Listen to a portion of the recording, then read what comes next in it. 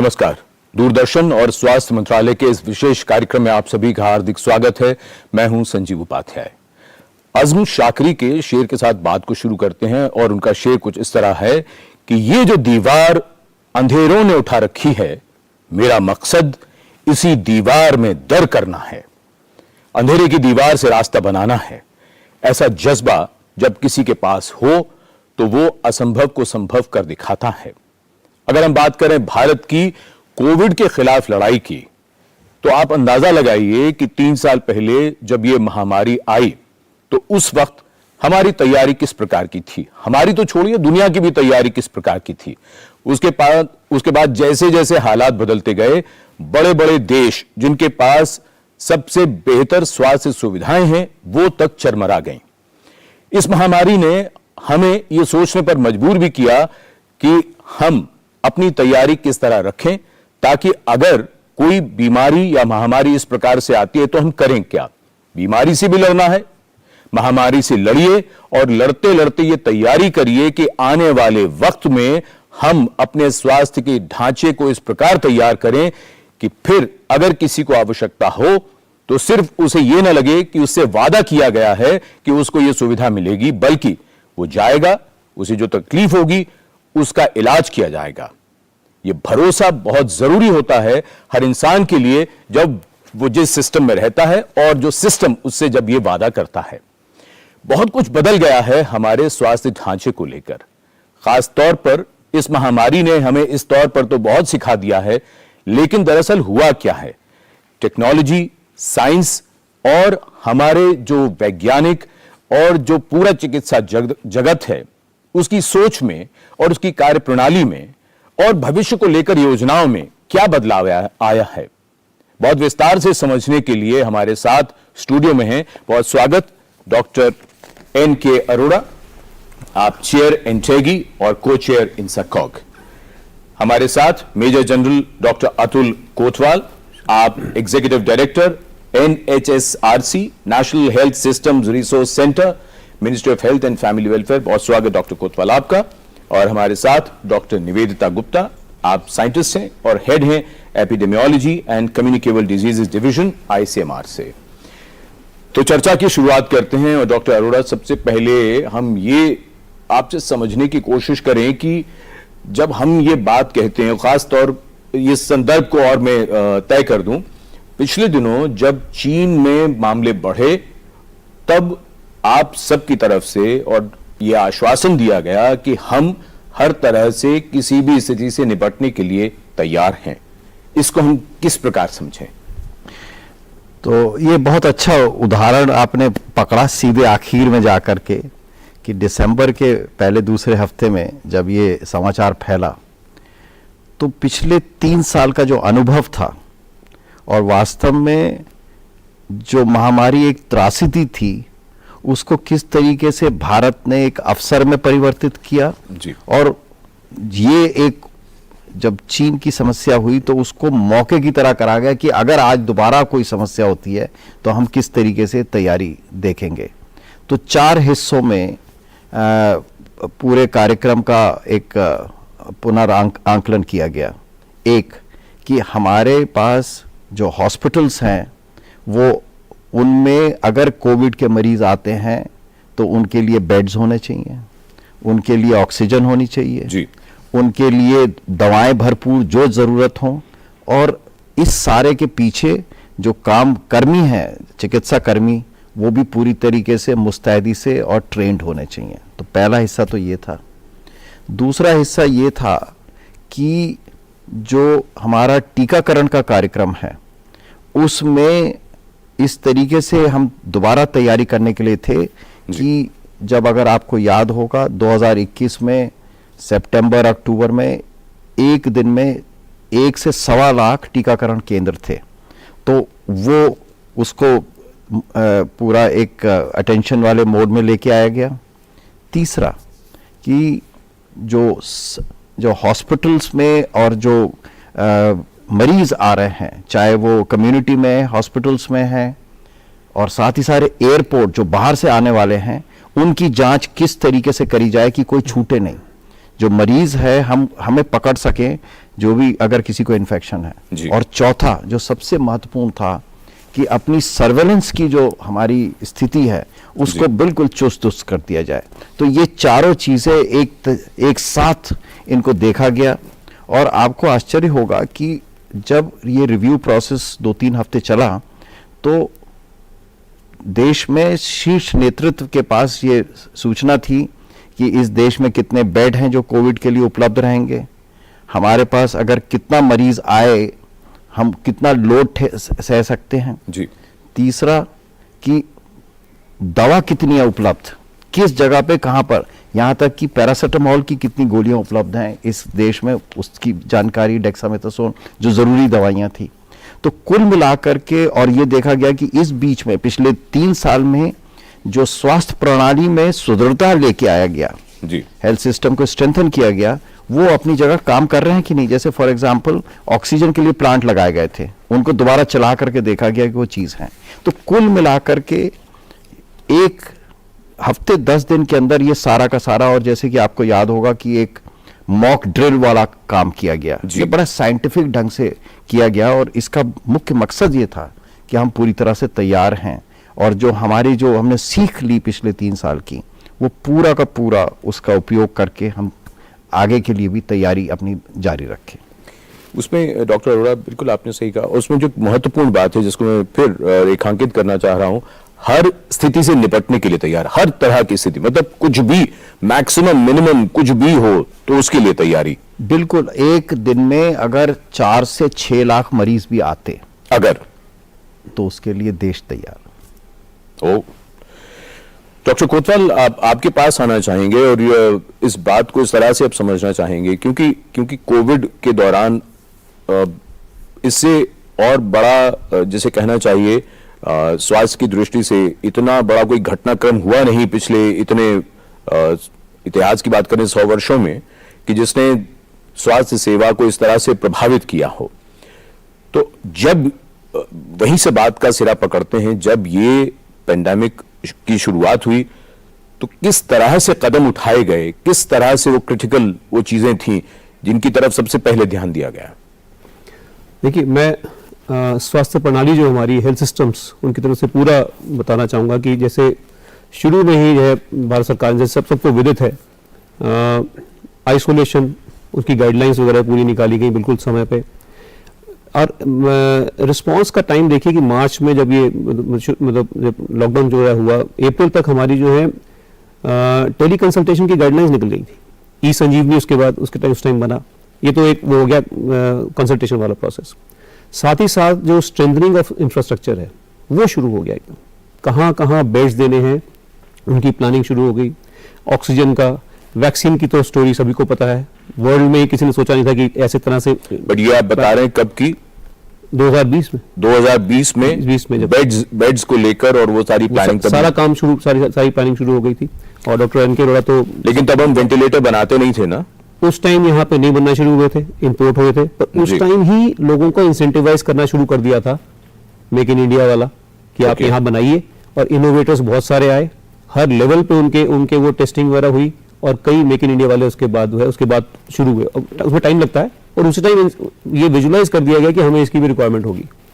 और उसी सब सीख से जब वो सारा हुआ तो फिर जो 2021 में जो पूरी गाइडलाइंस वगैरह निकली और जो पैसे जितना फंडिंग की, डेल्टा के बाद, हाँ, डेल्टा से पहले ही शुरू हो गया था पूरा सब कुछ, गाइडलाइन थी, डेल्टा के बीच में ही अनाउंस हुआ। ओके। तो और जो सबसे बड़ा इंफ्रास्ट्रक्चर मिशन भारत देश ने आज तक जो देखा है जी, प्रधानमंत्री Ayushman Bharat health infrastructure mission और 15 फाइनेंस कमीशन की जो टाइड हेल्थ ग्रांट्स हैं 15वें फाइनेंस कमीशन की, वो दोनों मिला के 100,000 करोड़ से ज्यादा 5 साल के लिए, उसमें पूरा जो है कितना जो है कहाँ क्रिटिकल केयर ब्लॉक्स बनेंगे, पब्लिक हेल्थ लैब्स बनेंगी सर्वेलेंस के लिए, ब्लॉक पब्लिक हेल्थ यूनिट्स तक बनेंगी जाके।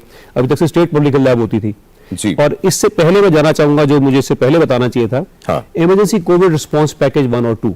तो ECRP 1 2020 में ही हो गया था, 2021 में ECRP 2 आया जी। उसमें 1 में जो है स्पेसिफिक डेडिकेटेड फंडिंग स्टेट्स के लिए और सेंटर से भी प्रोक्योर किया गया ड्रग्स, डायग्नोस्टिक्स और ऑक्सीजन, और उसी में बेड्स का पूरा प्लानिंग हुई। और ECRP 2 में बेड्स के साथ साथ इवन लर्निंग के थ्रू कोविड के उसके पीडियाट्रिक के सेंटर्स ऑफ एक्सीलेंस वगैरह मिला के पीएचसी लेवल पे कितने एक्स्ट्रा बेड्स होंगे, सब सेंटर पे कितने होंगे, सीएचसी पे कितने होंगे, ये सब की जो है पूरी प्रॉपर तरीके से प्लानिंग की गई और फंडिंग डेडिकेटेड उसके लिए की गई। जी, तो ये एक बात जो महत्वपूर्ण हो जाती है कि प्लानिंग भी और उसके लिए फंडिंग भी। यस। तो ये 2020 से ही, जैसा आपने बताया, जैसे ही पैंडेमिक के बारे में घोषणा हुई तभी से ये प्लानिंग शुरू कर दी गई। डॉक्टर निवेदिता, महामारी को लेकर जो सबसे महत्वपूर्ण बात आती है कि ये मामले आएंगे कहां से और वो क्या यात्रियों के जरिए आ रहे हैं, कहां से आ रहे हैं। तो सर्वेलेंस का जो रोल है आईसीएमआर की दृष्टि से और एपिडेमियोलॉजी की दृष्टि से हम समझना चाहेंगे कि सर्वेलेंस को लेकर किस तरह की नई नई चीजें हुई या कौन से कदम उठाए गए, आप जरा उस बारे में बताएं हमें। ये बहुत ही महत्वपूर्ण प्रश्न है। जब कोविड की महामारी शुरू हुई और बहुत सारे रिपैट्रिएशंस हो रहे थे अलग अलग देशों से, और हमें उस समय लग रहा था कि अगर कोविड भारत में आएगा तो इंटरनेशनल ट्रैवल के द्वारा ही आएगा।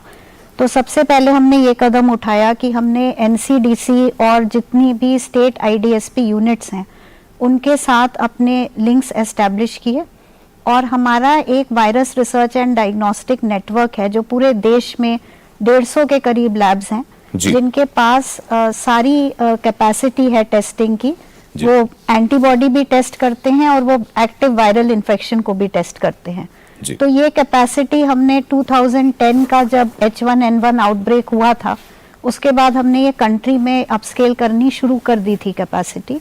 तो हमने तुरंत इसको लेवरेज किया और जहां जहां इंटरनेशनल एयरपोर्ट्स थे वहां पे हमने वर्चुअल ट्रेनिंग्स एनआईवी के थ्रू करा के और उनके पास रिएजेंट्स भिजवा के और फटाफट वहां टेस्टिंग शुरू कर दी।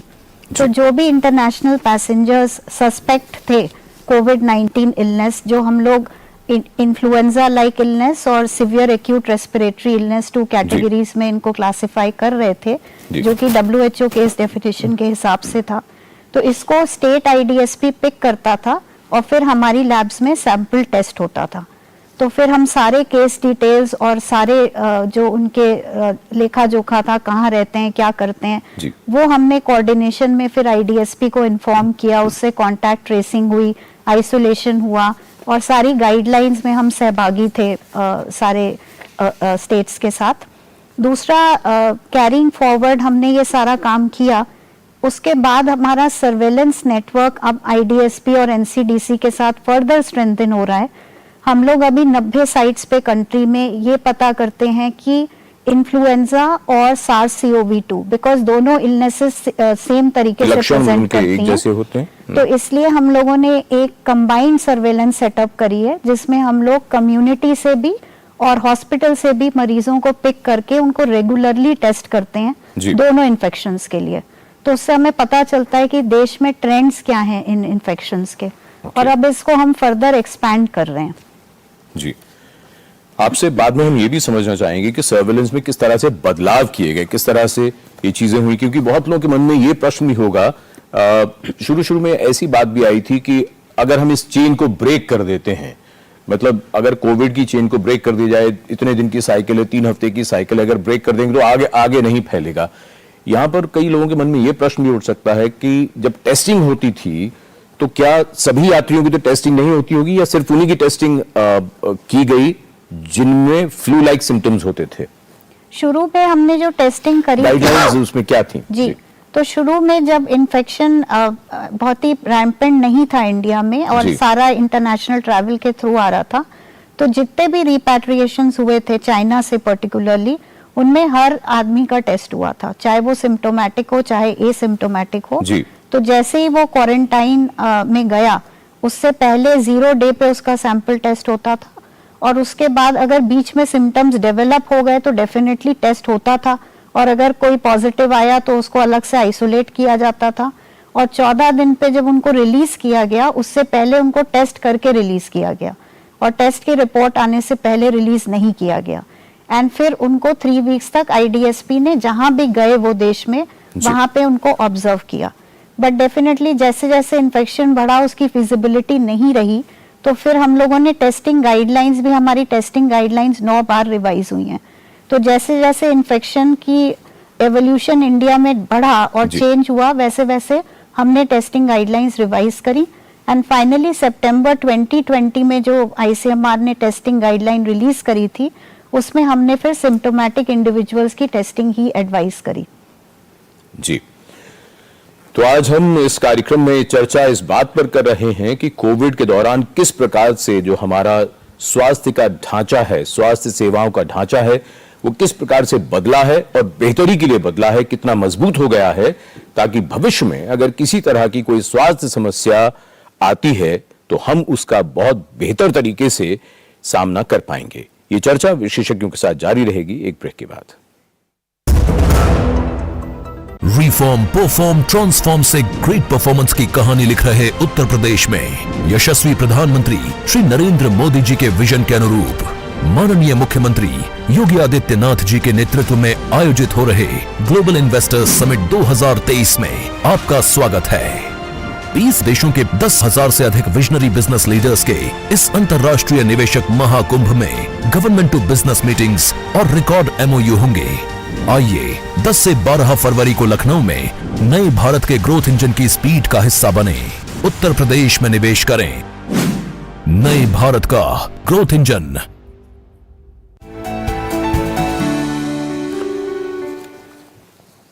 ब्रेक के बाद आप सभी का स्वागत। इस विशेष कार्यक्रम में चर्चा को आगे बढ़ाते हैं।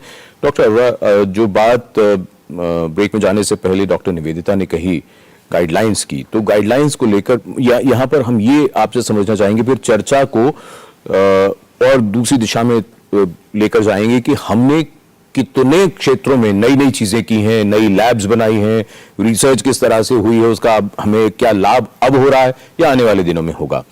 एक बात जो रिवाइज गाइडलाइंस को लेकर, चूंकि ये बीमारी या महामारी इतिहास में 100 साल पहले स्पेनिश फ्लू के बारे में लोगों ने पढ़ा और जो इतिहास में दर्ज है वो बातें हैं। अब इतनी बड़ी बीमारी, तो नई नई चीजें आ रही थी। आपसे हमने खुद इस कार्यक्रम में कितनी बार ये सवाल पूछा कि कल तक तो ये बात थी, आज ये बात बदल गई। तो आप लोगों के लिए भी कितना मुश्किल ये प्रोसेस रहा है, जरा ये भी बताइए। डॉक्टर कोतवाल से भी हम यही सवाल दूसरे तरीके से पूछेंगे, पहले आप।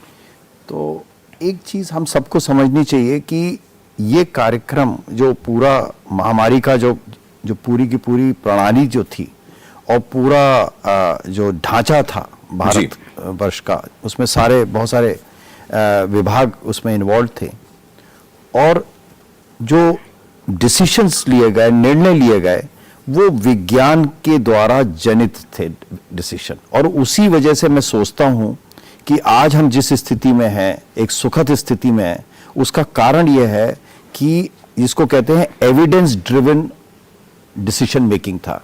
यानी हमारे पास वैज्ञानिक साक्ष्य थे। यह आपने बिल्कुल सही कहा, जब ये महामारी शुरू हुई तो ना हमें वायरस के बारे में मालूम था, ना बीमारी के बारे में मालूम था, ना हमें ये मालूम था कि गंभीरता क्या होती है और बीमारी होगी तो उसमें गंभीरता के क्या जरूरतें होंगी, किस दवाई से फायदा होगा, कुछ नहीं मालूम था।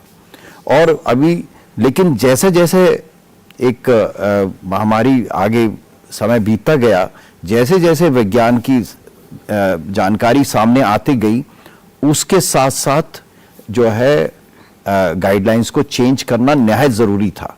ये एक थोड़े समय के लिए तो एक परेशानी लगती थी, चाहे वो डॉक्टर हो, चाहे वो मरीज हो, चाहे डिसीजन मेकिंग हो या जमीनी स्तर पे जो काम करने वाले, सबके लिए थोड़ी तकलीफ थी। लेकिन 6-8 महीने में सबको समझ आ गया कि ये इतनी तेजी से बढ़ता हुआ है।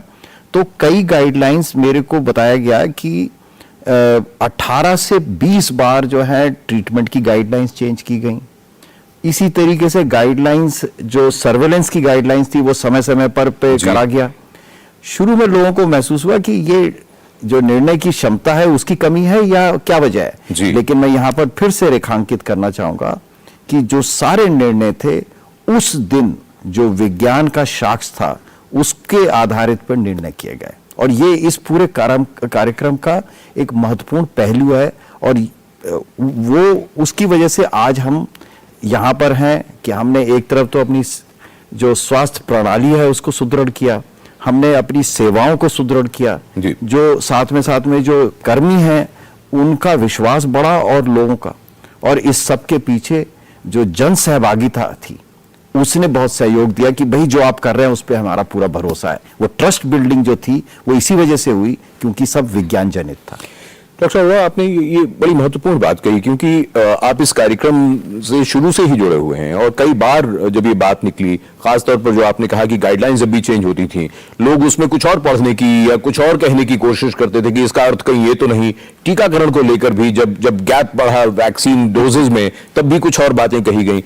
आपने हमेशा एक बात कही और कार्यक्रम में ये बात कही थी, आपने कहा कि हम अटमोस्ट ट्रांसपेरेंसी के साथ, बिल्कुल ट्रांसपेरेंसी के साथ सब चीजें जो साइंटिफिकली जो प्रूवन है या जो हमें एविडेंस आ रहे हैं उसके हिसाब से। तो आज आपको जो भी मुश्किलें हुई होंगी, अब कैसा लगता है?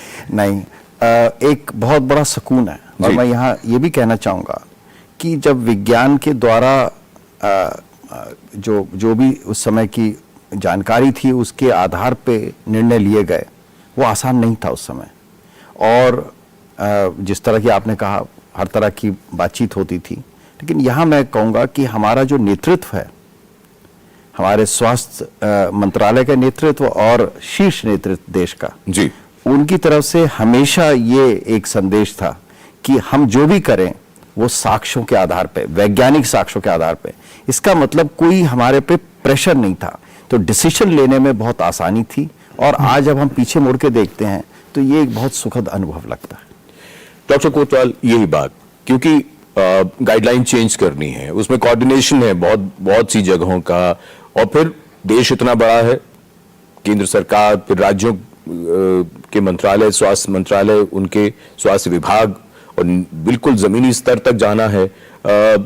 इन सब को लेकर योजनाएं, और वो क्या अनुभव था वो भी जरा बता दीजिए, और उससे अब आने वाले दिनों के लिए क्या बदलाव आएगा? इसमें देखिए, एक तो जैसे पहले भी हम चर्चा कर रहे थे कि एक वो होल ऑफ गवर्नमेंट और होल ऑफ सोसाइटी अप्रोच जो था, एक तो वो लिया गया। हम inter ministerial inter departmental coordination की बात करते हैं, वो देखा गया कि डे 1 से ही वो सब जगह था। मैं आपको थोड़ी सी भूमिका में भी ले जाना चाहूंगा कि बिना इसकी चीज के विदित होते हुए ऐसा कुछ होगा। 2015 में फ्री ड्रग्स इनिशिएटिव और फ्री डायग्नोस्टिक्स इनिशिएटिव किया भारत सरकार ने, जी, कि sub centre level, PHC level, community health centre level, district hospital level पे इतने संख्या में फ्री डायग्नोस्टिक टेस्ट और फ्री ड्रग्स मुहैया किए जाएंगी सब जनता के लिए। ये सब सेंटर लेवल पे 14 टेस्ट होने चाहिए, point of care test, PHC पे 63 टेस्ट होने चाहिए, ऐसे टेस्ट बढ़ते जाते हैं। और ड्रग्स भी जैसे 105, 172, 299, 300 डिस्ट्रिक्ट हॉस्पिटल से ज्यादा। तो ये स्कीम शुरू हो गई थी। दूसरा जो हमारा इम्यूनाइजेशन जो स्ट्रेंथन किया गया 2015-16 के हिसाब से मिशन इंद्रधनुष के अंडर, जी, वो टीकाकरण में उसने हेल्प किया। और फ्री ड्रग्स तो ऑलरेडी शुरू हो गया था। 2018 में 2 बड़ी इंटरेस्टिंग स्कीम लॉन्च हुई, Ayushman Bharat health and wellness centre और आयुष्मान भारत पीएमजे, प्रधानमंत्री Jan Arogya Yojana. Health and wellness centre में भारत सरकार ने रियलाइज किया कि हर जगह हेल्थ एंड वेलनेस सेंटर जो होता है 5000 की आबादी पे, और हिली और नॉर्थ ईस्टर्न स्टेट में 3000 की आबादी पे एक एएनएम होती है। मल्टीपर्पज वर्कर पहले मेल होते थे, 2014 के बाद वो थोड़े कम होने शुरू हो गए। वो बीच में 2-3 घंटे खोलती है वो सेंटर और बाकी गांव में काम करती है, और उतने टेस्ट और वो सब नहीं होते। तो वो 15 वाले जो टेस्ट और वो जब होंगे तो होंगे। उसमें एक नई लीडरशिप पोजीशन क्रिएट की गई, कम्युनिटी हेल्थ ऑफिसर, सीएचओ। वो सीएचओ 2018 जब वो क्रिएट होने शुरू हुए और एक पूरा इकोसिस्टम बनाया गया कि सब सेंटर लेवल पे 5000 की आबादी पे एक सीएचओ होगा, 2 एएनएम होंगी या एक एएनएम और एक मल्टीपर्पज वर्कर होगा, और 5 आशा जो हमारी बहनें होती हैं, 1000 की संख्या पे एक आशा बहन, इन सबकी एक टीम होगी। और यही टीम, आप देखिए फ्रंटलाइन वर्कर्स का कितना बड़ा रोल रहा है कोविड मैनेजमेंट में, फर्स्ट वेव में भी, सेकंड वेव में भी और बाद में भी। वो इसीलिए हो पाया कि 18 से भारत सरकार ने Ayushman Bharat health and wellness centre का जो स्कीम चलाया था, इसमें डेडिकेटेड फंडिंग है हेल्थ वेलनेस सेंटर बनाने के लिए और एचआर कोर्स में लेने के लिए। तो आपको पता ही है कि नेशनल मिशन के अंतर्गत जो है शेयरिंग मैकेनिज्म में 60% गवर्नमेंट देती है, 40% स्टेट गवर्नमेंट होती है, 90% और 10 वो है यूनियन टेरिटरीज और नॉर्थ ईस्टर्न स्टेट्स के लिए। तो ये बनना शुरू हुआ। दूसरी जो आप ईसीआरपी 1 और 2 मैंने बता ही दिया है। और अब आगे के लिए सिर्फ पेंडेमिक नहीं, इवन जो नॉन कम्युनिकेबल डिजीज है वो भी पेंडेमिक ही है। 63% जो डेथ है आज के टाइम में हमारी कंट्री में वो नॉन कम्युनिकेबल डिजीजेस से हैं। वो संक्रमित बीमारियों से नहीं है, नॉन कम्युनिकेबल डिजीज से हैं। उसके लिए हेल्थ एंड वेलनेस सेंटर्स में स्क्रीनिंग चल रही है, हाइपरटेंशन, डायबिटीज और तीनों कैंसर्स की 2018 शुरू हुई जी। है। अभी करोड़ों की संख्या में स्क्रीनिंग हो चुकी है। तो ये अभी आगे के लिए, जैसे मैंने आपको पहले बताया था, एक तो अभी Ayushman Bharat health infrastructure mission, प्रधानमंत्री हेल्थ इंफ्रास्ट्रक्चर मिशन और fit and finance commission grants और एनएचएम की ग्रांट्स मिला के एक तो फंडिंग जो है, पहली बार मैंने एमडी 1991 में की थी पब्लिक हेल्थ में जी। हम हमेशा ये कहते थे कि पब्लिक हेल्थ इंफ्रास्ट्रक्चर में पैसा नहीं है। पहली बार ऐसा हुआ है 2018 के बाद से कि पैसे की कमी नहीं है। अभी स्टेट्स में वो समय लग रहा है, बिकॉज एब्जॉर्प्टिव कैपेसिटीज हैं, टेक्निकल हेल्प दी जा रही है, सो दैट स्टेट्स उसको यूटिलाइज कर पाए। ब्लॉक लेवल पे पब्लिक हेल्थ यूनिट बनेगी, जिसमें पब्लिक हेल्थ यूनिट होगी, पब्लिक हेल्थ लैब होगी, हेल्थ मैनेजमेंट इंफॉर्मेशन सिस्टम का सेटअप होगा। ये सब लिंक होंगी नीचे की यूनिट्स के साथ, जो ब्लॉक लेवल सीएचसी लेवल होता है जनरली स्टेट में। डिस्ट्रिक्ट पे पब्लिक हेल्थ लैब बनेगी, इंटीग्रेटेड होगी, हर बीमारी के अलग लैब नहीं होगी, इंटीग्रेटेड एक ही जगह पे होगी सारी।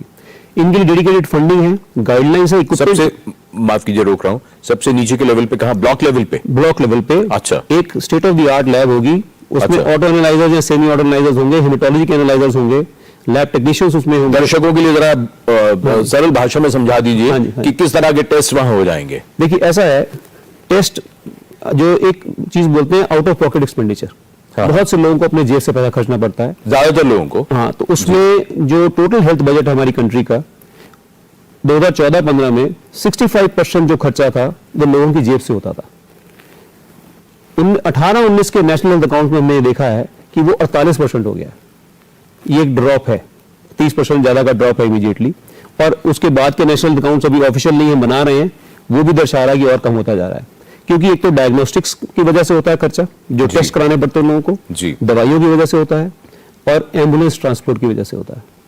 तो कोविड में ये तीनों चीजों को देखा गया, ट्रांसपोर्ट भी बढ़ाई गई, हमने ट्रांसपोर्ट के पैसे भी दिए एम्बुलेंस व्हीकल्स को करने के लिए स्टेट्स को। और इन पेशेंट 30% खर्चा जो इन पेशेंट के लिए होता है। सो वापस आऊंगा मैं अभी उसी टेस्ट पे, हाँ।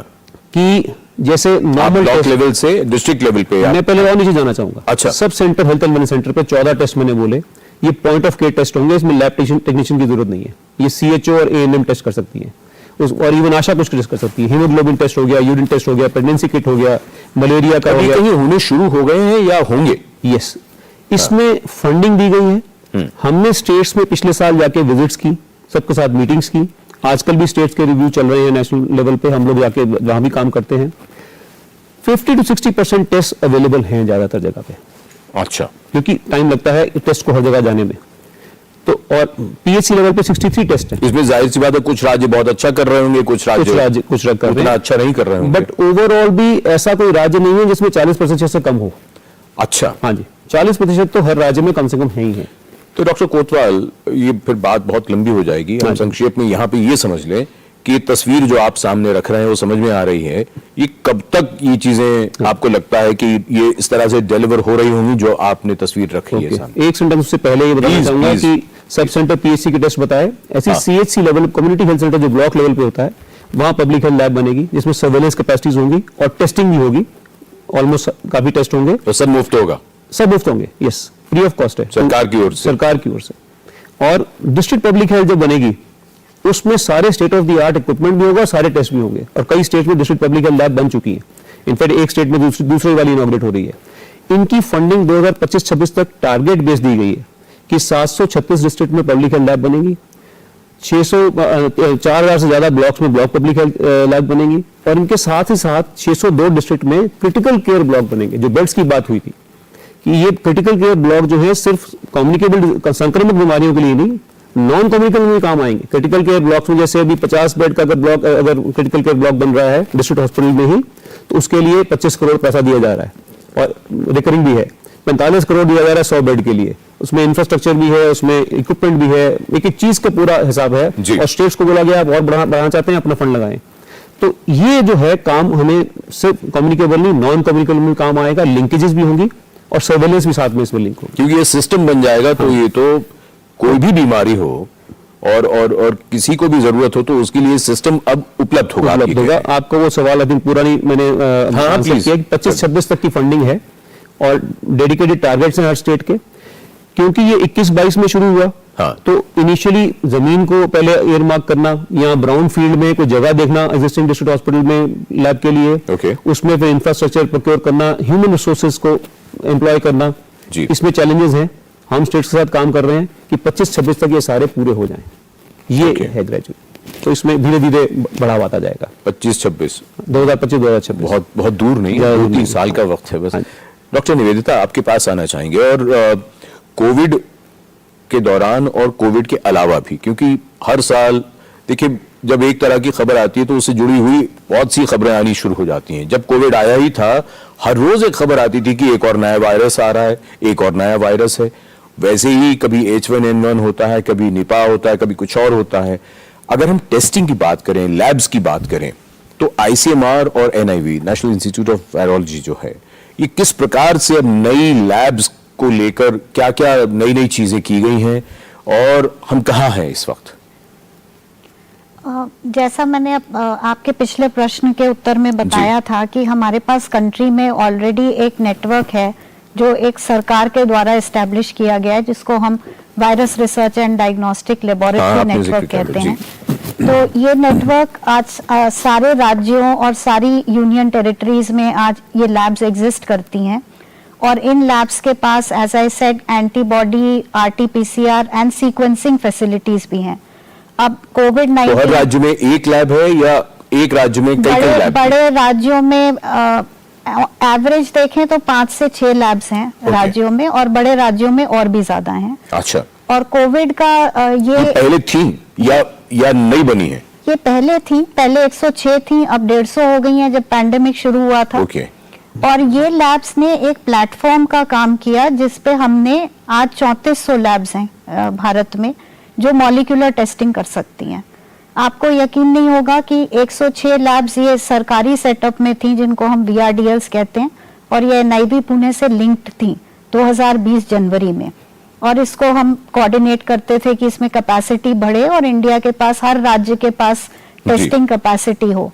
जब पैंडेमिक आया तब हम लोगों ने NABL को कांटेक्ट किया, क्योंकि हमारा शुरू से ये उद्देश्य था कि जो भी भारत में टेस्टिंग हो वो क्वालिटी बेस्ड टेस्टिंग होनी चाहिए, क्योंकि भारत में हर जगह लैब्स खुली हुई हैं जिनका ना तो कोई एक्रेडिटेशन होता है मोस्ट ऑफ द लैब्स का, और हमारे पास कोई मैकेनिज्म्स नहीं थी उस समय।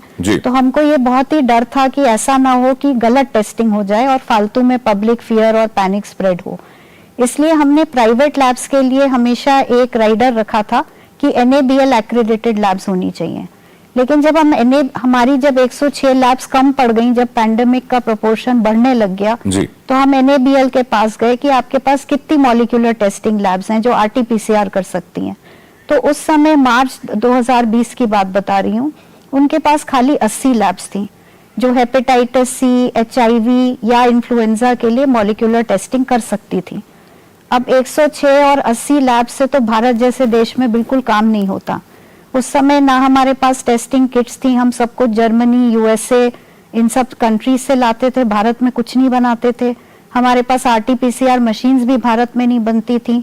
सारी कंट्रीज ने बनती हैं? जी, मशीन भी बनती है? मशीन भी बनती हैं।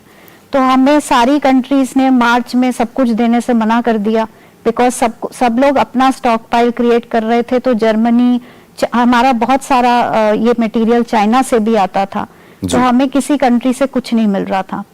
तो उस पॉइंट ऑफ टाइम पे हम लोगों ने, जैसा कि डॉक्टर अरोरा ने कहा कि इंटर डिपार्टमेंटल कोऑर्डिनेशन के द्वारा हम लोग स्टेट गवर्नमेंट्स के पास गए। हमने कहा ये एक प्लेटफॉर्म है 106 लैब्स का और जो 80 NABL लैब्स हैं, आप अपनी स्टेट गवर्नमेंट की लैब्स को NABL से एक्रेडिट कराइए, उनकी टेस्टिंग क्वालिटी अश्योर करिए, और हमारी जो लैब्स हैं गवर्नमेंट सेटअप में वो उनको ट्रेन करेंगी। तो हमने पूरे भारत में 14 मेंटर इंस्टीट्यूट्स बनाए, जो कि AIIMS like institutions, PGI, NIMHANS जो सेंटर्स ऑफ एक्सेलेंस हैं, उन्होंने अपने स्टेट्स में और नेबरिंग स्टेट्स में जितनी भी लैब्स थी जो जहां भी एग्जिस्ट करती थी, सबको ट्रेन किया, हैंड होल्ड किया। स्टेट्स ने बहुत सारी PCR मशीन्स रखवाई, इसमें ministry of home affairs, external affairs, सब लोग साथ आए और सबने मिल के ये इंफ्रास्ट्रक्चर स्ट्रेंथन किया। उसके बाद जो TrueNat TB टेस्टिंग प्लेटफॉर्म था जो हमारे देश में ही बनता है, उसको हम लोगों ने कोविड टेस्टिंग के लिए रीपर्पस किया। और आप यकीन नहीं करेंगे कि जब हमारा पैंडेमिक आया तो हमारे यहाँ स्वॉब्स भी नहीं बनते थे सैंपल कलेक्ट करने के लिए, और स्वॉब्स का जो मटेरियल होता है डैक्रॉन वो भी बाहर से आता था। तब मिनिस्ट्री ऑफ टेक्सटाइल्स ने चिप इन किया, उन लोगों ने वो मटेरियल भारत में बनाया। उसके बाद वो जो ईयरबड्स बनाते थे लोग, उनको हम पकड़ के मिनिस्ट्री ऑफ होम अफेयर्स हमारे पास लाई कि इनको आप स्वॉब्स बनाना सिखाइए। अच्छा। तो उनके साथ काम किया हमने फ्लॉक स्वॉब्स बनाने के लिए। फिर वो पूरा का पूरा अपस्केल हुआ और हमने सबको वैलिडेट किया। उसके बाद कितना समय लगा वहां से ये शुरुआत करने से और वो बनाने तक? तो आप ये देखिए कि ये जो क्राइसिस बहुत ज्यादा सीरियस हमने फेस करी मार्च में, और मार्च 2020 में 20 में, और अप्रैल एंड से हमारे पास तब तो अवेलेबिलिटी ये आता था हमारे पास पीपी किट भी नहीं, हम बनाते थे, बहुत चीजें नहीं बनाते बहुत थे। चीजें नहीं थी। बट आई वुड से कि इंटर डिपार्टमेंटल कोऑर्डिनेशन के थ्रू हम लोग अप्रैल एंड में थोड़ी कंफर्टेबल सिचुएशन में आने शुरू हो गए कि हमने अपनी किट्स बनाना शुरू कर दिया। RT-PCR किट्स बनने लग गई भारत में। जो स्मॉल मीडियम लेवल इंडस्ट्रीज हैं सबको फंड दिया डिफरेंट डिपार्टमेंट्स के थ्रू भारत सरकार ने, और वो जब बना कर लाए अपनी कमोडिटीज तो हमने उनको एक स्टैंडर्ड प्रोटोकॉल बना के सबको वैलिडेट किया। तो हमने 2000 के करीब किट्स वैलिडेट करी, उसमें हमारी ऑलमोस्ट 78% इंडिजिनस भारत की अपनी बनाई हुई है अभी। हाँ 78%। जी। और आप दूसरा जो हमारा मेजर अचीवमेंट था कि जब हमने RT-PCR शुरू किया था तो हम लोग VTM, RNA एक्सट्रैक्शन और RT-PCR ये 3 कंपोनेंट्स होते हैं, इनकी कॉस्ट 1600 रुपए थी। आज वो कॉस्ट तीनों चीजों की मिला के 50 रुपए है, क्योंकि हमारा अब सब कंट्री में बनता है। तो इस तरह से हम लोगों ने ऑलमोस्ट 30-40 फोल्ड प्राइस रिडक्शन इसके थ्रू अचीव किया, तभी हम टेस्टिंग इतनी ज्यादा अपस्केल कर पाए। दूसरा आपका जो प्रश्न था, ये जो कैपेसिटीज क्रिएट हुई हैं और ये कॉन्फिडेंस जो क्रिएट हुआ है कि हम रैपिड एंटीजन टेस्ट बना सकते हैं भारत में, हम RT-PCR बना सकते हैं, हमारी लैब्स वेल वर्स्ड हैं कि वो मॉलिक्यूलर टेस्टिंग कर सकती हैं। This will go a long way कि हम जितनी भी डिजीजेज हैं हम सबका टेस्ट अपनी कंट्री में कर सकते हैं, हम सबकी किट बना सकते हैं, और जो भी थ्रेट्स हैं हमारी, जैसे अब निपा वायरस है या जीका वायरस है या कोई नया वायरस है, तो हमारे पास अब कैपेसिटी है कंट्री में कि हम आत्मनिर्भर हैं, कि हम अपने आप किट्स बना सकते हैं, अपने आप टेस्ट कर सकते हैं। और अब हमारा जो मूव है वो मल्टीप्लेक्स टेस्टिंग की तरफ है कि हम एक ही टेस्ट में 3-4 पैथोजेंस, अलग अलग पैथोजेंस का साथ पता लगा लें। तो अब हमारा जो मूव है नेक्स्ट वो इस तरफ है कि हम ये कैपेसिटीज इंडिया में अब और आगे ले जाएं। मुश्किल वक्त की एक बात अच्छी होती है कि वो आपको ये सिखाती है कि आपकी क्षमताएं जो अब तक छुपी हुई थी वो थी क्या। हमने समझा है, हम समझ रहे हैं, कुछ और भी जानेंगे विशेषज्ञों से एक ब्रेक के बाद। रिफॉर्म, परफॉर्म, ट्रांसफॉर्म से ग्रेट परफॉर्मेंस की कहानी लिख रहे उत्तर प्रदेश में यशस्वी प्रधानमंत्री श्री नरेंद्र मोदी जी के विजन के अनुरूप माननीय मुख्यमंत्री योगी आदित्यनाथ जी के नेतृत्व में आयोजित हो रहे ग्लोबल इन्वेस्टर्स समिट 2023 में आपका स्वागत है। 20 देशों के 10,000 से अधिक विजनरी बिजनेस लीडर्स के इस अंतर्राष्ट्रीय निवेशक महाकुंभ में गवर्नमेंट टू बिजनेस मीटिंग्स और रिकॉर्ड MOU होंगे। आइए 10 से 12 फरवरी को लखनऊ में नए भारत के ग्रोथ इंजन की स्पीड का हिस्सा बने, उत्तर प्रदेश में निवेश करें। नए भारत का ग्रोथ इंजन। फूल वाला, केटरिंग वाला, बैंड वाला, ये लो भाई। बैंड बजेगी पापा, अगर गड़बड़ हुई तो गए पैसे। अरे नहीं रे, बैंक संभाल लेगा। कैसे? मैंने पॉजिटिव पे सिस्टम पे रजिस्टर किया है। बैंक को चेक्स और बेनिफिशियरीज की जानकारी दे दी है। बैंक चेक करेगा, जांच करेगा, डिटेल्स मैच नहीं तो क्लियरेंस नहीं। अच्छा, लाइए मुझे दीजिए। फोटो वाला, लाइट वाला, मंडप वाला। RBI कहता है जानकार बनिए, सतर्क रहिए। बिल्कुल सही कह रहे हैं। रिफॉर्म, परफॉर्म, ट्रांसफॉर्म से ग्रेट परफॉर्मेंस की कहानी लिख रहे उत्तर प्रदेश में यशस्वी प्रधानमंत्री श्री नरेंद्र मोदी जी के विजन के अनुरूप माननीय मुख्यमंत्री योगी आदित्यनाथ जी के नेतृत्व में आयोजित हो रहे ग्लोबल इन्वेस्टर्स समिट 2023 में आपका स्वागत है। 20 देशों के 10,000 से अधिक विजनरी बिजनेस लीडर्स के इस अंतर्राष्ट्रीय निवेशक महाकुंभ में गवर्नमेंट टू बिजनेस मीटिंग्स और रिकॉर्ड MOU होंगे। आइए 10 से 12 फरवरी को लखनऊ में नए भारत के ग्रोथ इंजन की स्पीड का हिस्सा बने। उत्तर प्रदेश में निवेश करें। नए भारत का ग्रोथ इंजन।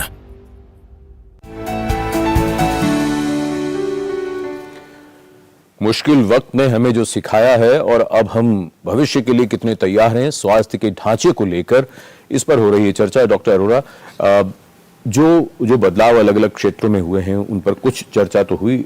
अब एक बात जो बड़ी महत्वपूर्ण है, जब से कोविड आया तब से लोगों के मन में एक बात तो रहती है और अक्सर इस तरह की बातें विशेषज्ञों दुनिया भर में ये बात अक्सर आ जाती है कि जो अगली महामारी होगी वो भी शायद इन्फ्लुएंजा जैसी होगी, उसी की वजह से होगा, कुछ ऐसा होगा। पहली बात तो ये है कि क्या किसी भी महामारी को प्रिडिक्ट किया जा सकता है? क्या उसकी भविष्यवाणी की जा सकती है कि वो आएगी तो कब आएगी या ऐसा होगा? ये एक सवाल, बहुत मुश्किल सवाल है। इस बारे में भविष्यवाणी करना कि अगली महामारी कब आएगी और कौन सा वो विषाणु या जीवाणु होगा और कहाँ से शुरुआत होगी, कहना बड़ा मुश्किल है। लेकिन जैसे कि कहते हैं कि बचाव जो है उपचार से बेहतर रहता है, और उसी भावना के साथ देश के अंदर सर्वेलेंस सिस्टम सबसे महत्वपूर्ण रहेगा कि सारे देश में इस तरह का कार्यक्रम जो इंसाकॉग बनाया गया, और साथ में जैसे निवेदिता जी ने कहा कि ये वायरस रिसर्च लेबोरेटरीज और डायग्नोस्टिक लैब्स बनाई गई, इस तरह का जो पूरा ढांचागत सुदृढ़ता की गई है, ये हमारे काम आएगा कि अगर कोई बदमाश वायरस या बैक्टीरिया इस देश में घुसा तो इससे पहले कि वो तबाही करे उसको पकड़ लिया जाए और उसको वहीं पे रोका जा सके। और इसके लिए जो तैयारी पिछले 3 साल में जो प्लेटफॉर्म्स बनाए गए, उन प्लेटफॉर्म्स को और सुदृढ़ करना होगा और उन प्लेटफॉर्म्स को टूटने नहीं देना होगा। ये बहुत ज़रूरी है कि जो हमने इस बीच में सीखा, जो बनाया, एक ये तरह से घर उसमें जो हमने प्रतिरक्षा के लिए जो हमने ढांचे खड़े करे हैं, उनको बनाए रखना है और उनको सुदृढ़ करना है। एक बहुत अच्छी बात हुई है कि इस बीच में हम लोगों को इस बात पे भी अपने पे भरोसा हुआ कि जहाँ तक तकनीक है, टेक्नोलॉजी है, उसका हम भरपूर उपयोग कर सकते हैं। चाहे वो आईटी एक तरफ था, चाहे दूसरी तरफ बायोटेक्नोलॉजी के इश्यूज थे, या मैन पावर को किस तरीके से यूज़ करना है, वो पूरा का पूरा बहुत एक विश्वास बना है। और इस ढांचागत जो करना है, अब एक नई चीज़ देखिए कि एक तरफ तो हम खाली मनुष्यों से सैंपल लेकर के जांच कर रहे हैं जी, लेकिन दूसरी तरफ इसी बीच में, और निवेदिता जी ने इसमें बहुत अच्छा काम किया है कि जो हमारा सुएज होता है, जो गटर का पानी होता है, उसमें से वायरस को कैसे ढूंढा जाए और उससे हम प्रिडिक्शन कैसे करें। और तीसरी तरफ एक और कार्यक्रम शुरू किया गया है देश के डिफरेंट हिस्सों में, खासतौर पे जो नॉर्थ ईस्ट, उत्तर पूर्व के जो हमारे प्रदेश हैं, क्योंकि वहाँ पर जहाँ पर मनुष्यों का और जीव जंतुओं का आपस में संपर्क ज्यादा होता है, ये महत्वपूर्ण, वहाँ पर जी जीव जंतुओं से भी सैंपल लेने का कार्यक्रम शुरू कर दिया गया है। हाँ। और जो व्यक्ति इन जीव जंतुओं के संपर्क में रहते हैं, उनमें उस तरह के कोई लक्षण है या उनमें इन्फेक्शन के कोई अंश दिखाई देते हैं, जैसे एंटीबॉडी या बाकी चीजें, ये कार्यक्रम पूरी तरह से अभी शुरू कर दिया गया है। तो कहने का मतलब यह है कि हम भविष्यवाणी तो नहीं कर सकते, लेकिन भविष्य के लिए अपने को पूरी तरह से तैयार करने की जरूरत है और उसको किया जा रहा है। और एक साथ और भी जोड़ना चाहूंगा जी कि अब ये प्रधानमंत्री जी ने भी कहा था कि ये खाली परेशानी हमारी नहीं है, हमारा जो एक सोच है वासुदेव कुटुंबकम का, उसके हिसाब से जो सर्वेलेंस का कार्यक्रम है उसको हमारे पड़ोसी देशों में भी उसको फैलाया जा सके और जिसमें हम साथ में मिलकर काम कर सके, चाहे वो नेपाल हो, भूटान हो, बांग्लादेश हो, श्रीलंका हो, म्यांमार हो, इन सारे देशों में भी इसी तरीके से सर्वेलेंस किया जाए, जिससे कि खाली हम अपनी देश की सीमाओं नहीं बाहर भी करेंगे, क्योंकि आता अगर एक तो देश के अंदर से कोई चीज आती है, लेकिन अगर बाहर से आता है तो उसका भी अंदाजा हमें बना रहे। तो कुल मिलाकर के ये तैयारी आज के लिए नहीं है, आगे आने वाले 100 सालों के लिए तैयारी बहुत जरूरी रहेगी। यही बात डॉक्टर कोतवाल, जब बात भविष्य की हम करते हैं तो भविष्य को लेकर एक तस्वीर तो आपने रखी कि स्वास्थ्य सेवाएं जो बिल्कुल ग्रास रूट लेवल तक जो पहुंचेंगी, उसके लिए हम किस प्रकार से योजना बना रहे हैं। अगर हम उसको ऊपर से उन सुविधाओं के लिए क्या क्या किया जा रहा है वो जरा वो भी हमें समझा दें। वहां तक ये चीजें होंगी, लेकिन ये सब चीजें किस तरह से पहुंचेंगी, क्योंकि हमको ये भी अक्सर ये भी कहा जाता है कि हमको ट्रेन्ड मेडिकल पर्सनल की जरूरत है, हमको इतने लोग भी तो चाहिए, इतने डॉक्टर्स भी तो चाहिए। उस स्तर पे और क्या तस्वीर है हमारी अब? देखिए, एक तो पहले डॉक्टर अरोड़ा साहब ने जो बताया अभी, उसमें थोड़ा सा मैं ये ऐड करना चाहूंगा कि इसके लिए किया क्या गया है। जो प्रधानमंत्री Ayushman Bharat health infrastructure mission जो मैंने बताया, उसका एक सेंट्रल सेक्टर कंपोनेंट भी है। मैंने बताया सेंट्रली स्पॉन्सर्ड स्कीम जिसमें शेयरिंग होती है स्टेट्स के साथ। सेंट्रल सेक्टर कंपोनेंट भी बड़ा इंपॉर्टेंट है कि उसमें जो पोर्ट्स हैं हमारे 33 एग्जिस्टिंग थे और 17 जो नए क्रिएट हो रहे हैं, उनमें सुविधाएं जो बताए डॉक्टर अरोड़ा ने अभी, कि वहीं पे जो चेक हो कंट्रोल हो सके, उसमें स्ट्रेंथनिंग के लिए अलग से फंडिंग दी गई है और प्रॉपर HR वगैरह प्लान किए गए हैं। NCDC और NIV दो जो महत्वपूर्ण हमारी नेशनल इंस्टीट्यूशन ऑफ इंपॉर्टेंस हैं, इनकी रीजनल सेंटर्स, उसके लिए फंडिंग दी गई है। और एक नई चीज जो जैसे नॉर्थ ईस्ट में सैंपल का बात की, one health approach, institute of one health भी जो है नागपुर में आ रही है। तो वन हेल्थ अप्रोच में जैसे उस हिसाब से हमने जो ब्लॉक पब्लिक हेल्थ यूनिट की मैंने बात की थी CHC लेवल पे, उसमें एक वेटरनरियन भी एम्प्लॉय होगा। यहाँ स्टेट कॉन्ट्रैक्ट कर ले वेटनरी पास वाले से या एम्प्लॉय कर ले, वो ऑप्शन दी गई है। और एपिडेमियोलॉजिस्ट और एंटोमोलॉजिस्ट होंगे same public health lab district level पे भी। दर्शकों के लिए शायद ये बताना अभी ठीक रहेगा, एक तरफ मनुष्यों में भी और दूसरी तरफ जो मवेशी भी जो पाले जाते हैं या जो घर में जो जानवर पाले जाते हैं, अगर उनमें भी कोई बीमारी आ रही, जैसे डॉक्टर अरोड़ा कह रहे थे कि कहीं वायरस इधर से जंप भी ना करे, वो एक ट्रांसमिशन वहां भी चेक करना होगा। जी। और वन हेल्थ अप्रोच में कम्युनिकेबल ही नहीं, नॉन कम्युनिकेबल पे भी इफेक्ट पड़ेगा इससे, क्योंकि कई उनका जो जीवन स्पैन कम होता है जानवरों का, तो नॉन कम्युनिकेबल भी उनमें होती है, तो वो भी ट्रेसर की तरह काम कर सकते हैं। ये एक बहुत बड़ा विषय है नॉन वन हेल्थ अलग से। आई थिंक अभी मैं इस पे यही रुकूंगा। जो दूसरा आपने पूछा था कि ये इसमें मतलब इसके साथ और क्या किया जा रहा है पूरा जोड़ने के लिए।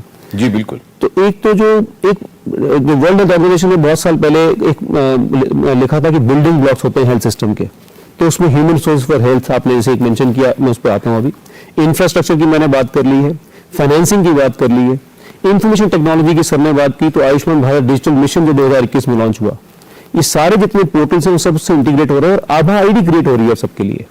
आभा आईडी एक हर इंडिविजुअल का एक यूनिक नंबर होगा, हेल्थ नंबर सभी का आधार की तरह 36 करोड़ से ज्यादा ये बन चुके हैं। अच्छा। और ये बन रहे हैं। हर ये क्या है जरा बताइए। आभा आईडी में कैसा है कि जैसे मैं दिल्ली में मैं एक कोई इलाज लिया किसी में, मेरे आभा आईडी से लिंक हो गया पूरा, वो उसमें सिस्टम में आ गया। मैं कल को मुंबई जाता हूँ, किसी और चीज के लिए मुझे रिक्वायरमेंट पड़ती है, उसी बीमारी की रिक्वायरमेंट पड़ती है, मैं किसी फैसिलिटी में जाता हूँ, जब इन सबका लिंकेज हो जाएगा तब वहां बैठ के वहां का हेल्थ केयर वर्कर मेरा पूरा रिकॉर्ड देख पाएगा, मैं अपना रिकॉर्ड भी देख पाऊंगा। इवन कहीं ट्रैवल करते करते मैं अपना रिकॉर्ड जो इंडिविजुअल रिकॉर्ड है वो फीड करने के बाद अपना रिकॉर्ड देख पाऊंगा। और इसकी लर्निंग, बहुत बड़ी लर्निंग आरोग्य सेतु और कोविन ऐप से भी है। तो आरोग्य सेतु जैसे इतना बढ़िया जो ऐप बनाया, उस पे जो है जो पर्सनल हेल्थ रिकॉर्ड है वो भी मिल जाएगा। तो longitudinal recording, follow up of everyone, hypertension, diabetes और जैसे नॉन कम्युनिटीज हो रही है, इवन कम्युनिकेबल जैसे पहले किसी को क्या हुआ, बाद में क्या हुआ, और ड्रग्स का डायग्नोस्टिस सबका रिकॉर्ड होगा उसमें, जो अभी तक नहीं था। तो ये ऐसी चीजें सोची जा रही है, की जा रही है। यहाँ हमें एक ब्रेक लेना है, बस एक छोटा सा सवाल और फिर उसके बाद हम ब्रेक ले लेते हैं। ये बताइए, ये इस तरह का सिस्टम जो है दुनिया में और जगह भी है, ये मॉडल हम कहीं से ले रहे हैं या हम खुद अपना डेवलप कर रहे हैं? वेस्टर्न वर्ल्ड में है जो हेल्थ सिस्टम्स में जिनके डेवलप्ड हैं, वहाँ इंडिविजुअल हेल्थ रिकॉर्ड्स है। पर हमारे यहाँ इसको क्रिएट करना एक चैलेंज था, क्योंकि 3 लेवल है। इंडिविजुअल आईडी आवा बताया मैंने, हेल्थ प्रोफेशनल रजिस्ट्री भी चाहिए उसके लिए, और हेल्थ फैसिलिटी रजिस्ट्री भी चाहिए। ये तीनों का इंटीग्रेशन होगा, समन्वय होगा, तभी ये सीमलेसली काम करेगा। तो M1, M2, M3 इंटीग्रेशन हम बोलते हैं इसको ABDM की लैंग्वेज में जी। और इसमें थोड़ा समय लगेगा, बट आईडी क्रिएट हो रही है, हेल्थ फैसिलिटीज की भी, इंडिविजुअल्स की भी और प्रोफेशनल्स की भी। बिल्कुल। बड़ी बड़ी चीजें होती हैं तो उनमें कुछ वक्त तो लगता है, बदलाव तो हो ही रहा है, और जो बातें अभी विशेषज्ञ बता रहे हैं उनका बदलाव दिखना भी शुरू हो गया है। बाकी जब वो चीजें हो ही जाएंगी आने वाले कुछ वर्षों में तो हम सब देखेंगे। मिलते हैं एक ब्रेक के बाद। रिफॉर्म, परफॉर्म, ट्रांसफॉर्म से ग्रेट परफॉर्मेंस की कहानी लिख रहे उत्तर प्रदेश में यशस्वी प्रधानमंत्री श्री नरेंद्र मोदी जी के विजन के अनुरूप माननीय मुख्यमंत्री योगी आदित्यनाथ जी के नेतृत्व में आयोजित हो रहे ग्लोबल इन्वेस्टर्स समिट 2023 में आपका स्वागत है। 20 देशों के 10,000 से अधिक विजनरी बिजनेस लीडर्स के इस अंतर्राष्ट्रीय निवेशक महाकुंभ में गवर्नमेंट टू बिजनेस मीटिंग्स और रिकॉर्ड MOU होंगे। आइए 10 से 12 फरवरी को लखनऊ में नए भारत के ग्रोथ इंजन की स्पीड का हिस्सा बने, उत्तर प्रदेश में निवेश करें। नए भारत का ग्रोथ इंजन।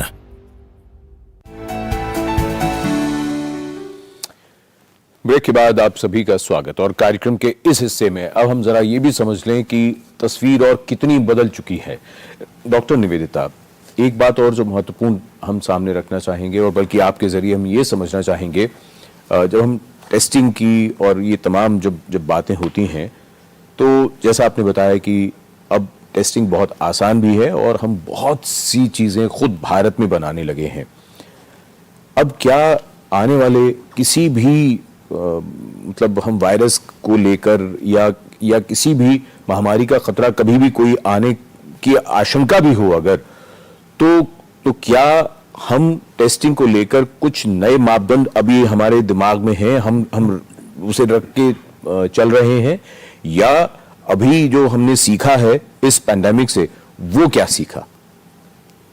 देखिए, इस पैंडेमिक से जो सबसे बड़ी सीख है, जैसा हम लोग बात कर रहे हैं कि वन हेल्थ बेस्ड अप्रोच, मैं इसको थोड़ा सा और आगे ले जाना चाहूंगी कि हम लोग अभी क्या कोशिश कर रहे हैं भारत में कि जहाँ पे एनिमल और ह्यूमन का क्लियर इंटरेक्शन है, जैसे जूज हैं, बर्ड सैंक्चुरीज हैं, वाइल्ड लाइफ सैंक्चुरीज हैं, जहाँ पे हमें पता है कि मैप पॉपुलेशन है ह्यूमन बींग्स की जो जानवरों से और बर्ड से इंटरेक्ट कर रहे हैं।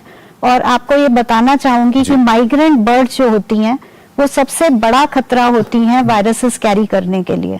और जो तो वहां पर आपकी नजर ज्यादा है। हम लोग अभी उस इंटरफेस पे सर्वेलेंस एस्टैब्लिश कर रहे हैं, स्टेट्स के साथ काम कर रहे हैं इस बात पहले काम होता था, नहीं होता था? पहले कभी नहीं हुआ भारत में। जब भी बर्ड फ्लू आउटब्रेक हुआ तब हम गए इन्वेस्टिगेट करने, लेकिन हम अब बिना आउटब्रेक के ही वहां पे एक परमानेंट सर्वेलेंस यूनिट बना रहे हैं, जिससे कोई भी नया वायरस या कोई भी नया बैक्टीरिया आएगा जो नॉर्मली आउटब्रेक नहीं कॉज करता तो हम उसको उस इंटरफेस पे पकड़ेंगे। एक छोटा सा प्रश्न इस बात को लेकर, एक खबर थी बहुत पहले और इस बहुत बड़े विशेषज्ञ ने ये बात कही थी कि इंटरनेशनल ट्रैवल वगैरह रोकने से वायरस एक देश से दूसरे देश में जाना नहीं रुकता, वायरस तो पहुंचेगा ही जी।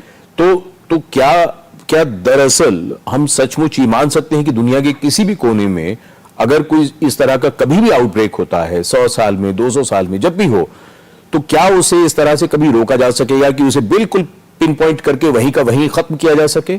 क्या टेक्नोलॉजी आज जो हमारे पास जानकारी है उसके संदर्भ में भविष्य में क्या होगा? देखिए, वायरस या रोका तो इसलिए नहीं जा सकता क्योंकि आपने देखा होगा 60 से 80% जो इन्फेक्शंस हैं वो बिना सिम्टम्स के हैं।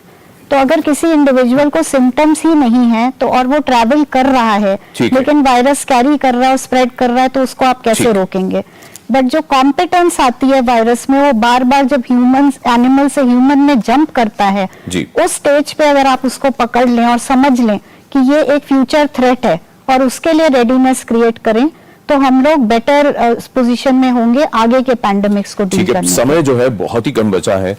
आपसे डॉक्टर कोतवाल से मैं एक ही सवाल पूछ के फिर डॉक्टर अरोड़ा के पास आना चाहूंगा, और वो ये कि टेक्नोलॉजी ने, विज्ञान की किस तरह से इस पूरी लड़ाई में मदद की है और अब तस्वीर हमें कैसी दिखती है? यहां से आपसे ही शुरू करते हैं डॉक्टर निवेदिता। टेक्नोलॉजी, सबसे पहले तो हमारे पास इन सिलिको अप्रोचेस हैं अब बहुत जल्दी पता करने के लिए कि कौन से ड्रग टारगेट्स और कौन से वैक्सीन टारगेट्स हमको सेलेक्ट करने चाहिए। पहले हम ये स्टडीज एनिमल्स में करते थे और काफी टाइम लगता था, बट अब बायो इन्फॉर्मेटिक्स बेस्ड हमारे पास अप्रोचेस हैं जिससे हम बहुत जल्दी पता लगा सकते हैं कि क्या टारगेट लेना चाहिए। 3 साल पहले नहीं था ये अब पूरे दुनिया में इवॉल्व हुआ है। प्लस हमारे डेटा और आईटी सिस्टम्स अब इतने ज्यादा इवॉल्व हो गए हैं कि हम उनका यूज करके बहुत प्रिडिक्ट कर सकते हैं। और लास्ट चीज है जेनोमिक सीक्वेंसिंग। उसकी कैपेसिटी हमारी बहुत ज्यादा बढ़ गई है और बहुत समझ बढ़ गई है।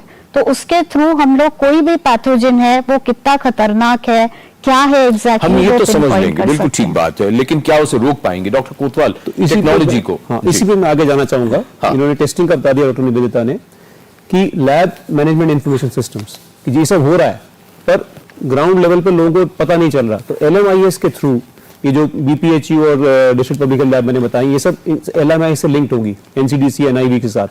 तो जहां कोई टेस्टिंग होगी इनके पास भी इंफॉर्मेशन आएगी। यहाँ कोई केसेस होंगे तो सेंट्रल लेवल पे रीजनल लैब्स के पास इंफॉर्मेशन जाएगी। वो एक टेक्नोलॉजी का इंफॉर्मेशन है। ओके, ABDM का मैंने आपको बताई दिया टेक्नोलॉजी में, जब इंडिविजुअल कोई कहीं से जा रहा जी। है या जहां किसी को बीमारी हो रही है वो बीमारी पता चल रही है ठीक है। सबको। एक आपका क्वेश्चन था, मैं 2 मिनट 1-2 सेकंड लूंगा ह्यूमन रिसोर्स फॉर हेल्थ पे। हाँ। कि मेडिकल डॉक्टर्स के जो 2013-14 में जो है 50,000 सीटें होती थी, अभी 90,000 के पास है MBBS की सीट्स। और जो PG की सीट्स हमारी जो मतलब वो भी बढ़ रहे हैं, 25-26 हजार थी, 50,000 से ज्यादा हो गई है। ओके। सेम नर्सिंग का और पैरामेडिकल जिसको हम अलाइड एंड हेल्थ केयर बोलते हैं, उनकी सीट्स भी जो है वो बढ़ती जा रही है। और CHO मैंने आपको बताया ही है, जो लीडरशिप पोजीशन क्रिएट की गई ह्यूमन रिसोर्स फॉर हेल्थ के लिए। तो क्योंकि सुविधाओं के लिए बहुत जरूरी है कि आपके पास डॉक्टर्स होने चाहिए, डॉक्टर के अलावा सारे ही जो मेडिकल के हैं, पैरामेडिकल नर्सेज जिनका रोल बहुत इंपॉर्टेंट है। Absolutely। तो सभी की लिए तैयारी हो रही है कि आने वाले समय वो सब मुहैया हो जाए, सारे अवेलेबल हो। देश बड़ा है, आबादी बहुत है। हाँ जी। डॉक्टर अरोड़ा, 2 बातें आपसे, इस पूरे परिदृश्य को जो 3 वर्षों में जो हम जूझे हैं उससे निकले हैं, पहली बात तो ये कि टेक्नोलॉजी और विज्ञान को लेकर वही जो बात हमारे सामने अब जो तस्वीर बन रही है वो, और इसमें एक बात जो अभी तक हमने विस्तार से नहीं चर्चा की, पहले कई कार्यक्रमों में की, कि हमने वैक्सीन के क्षेत्र में जो काम किया है उसको रेखांकित करते हुए अपनी बात आप पूरी करें। तो वैक्सीन के बारे में एक क्रांति सी आई पिछले 3 साल में। हम लोग पहले भी दुनिया के सबसे ज़्यादा टीका बनाने वाले देश थे और आज भी हैं, लेकिन पहले एक तरीके से कॉन्ट्रैक्ट मैन्युफैक्चरर थे, टीके का काम करते थे हम, टीके बनाते थे हम। हाँ। लेकिन टीकों का विकास और उनके ऊपर जांच और फिर नया टीका बनाना, वो हमने पिछले 3 साल में सीखा। और यही वजह है कि आज हमारे पास 6 या 7 प्लेटफॉर्म्स हैं जिन पे हम वो टीके बना सकते हैं जो दुनिया में अभी कहीं पे भी बन रहे हैं और कहीं नहीं भी बन रहे हैं। जैसे कि mRNA वैक्सीन के बारे में बहुत लोग बात हो रहा है, लेकिन DNA वैक्सीन पूरी दुनिया में और कहीं नहीं बन रही मनुष्यों के लिए, वो भारत में। इंट्रानेजल वैक्सीन पूरी दुनिया में 100 कंपनियां कोशिश कर रही, लेकिन भारत की ही कंपनी उसमें सक्सेसफुल हुई। कहने का मतलब यह है कि आज हम उस तकनीक में उस लेवल पे हैं जो दुनिया की अग्रणी देशों में भी कई जगह नहीं उपलब्ध है। लेकिन कुल मिलाकर के मैं अगर देखूं पिछले 3 साल को, तो अगर शब्दों में बांधने की कोशिश करा जाए तो एक तो घबराया नहीं देश, और हर जो कदम था वो प्रोएक्टिव था, परेशानी को होने के लिए बचाने के लिए कोशिश नहीं करी। और दूसरा, सब लोगों ने मिल करके और खास तौर पे जन सहभागिता के साथ ये कार्यक्रम किया। जी, बहुत धन्यवाद देना चाहेंगे doctor NK. Arora, doctor Nivedita, doctor कोतवाल, आप तीनों विशेषज्ञों का जो इस चर्चा में शामिल हुए, और इस महत्वपूर्ण चर्चा में जिसमें हमने ये सीखा और समझा और जाना कि पिछले 3 वर्षों में न सिर्फ हम कोविड से लड़े हैं, बल्कि जिस तरह से लड़े हैं कि हमने पूरा ढांचा ही बदल दिया है, उसे मजबूत बना दिया है भविष्य के लिए, सेहत का ढांचा।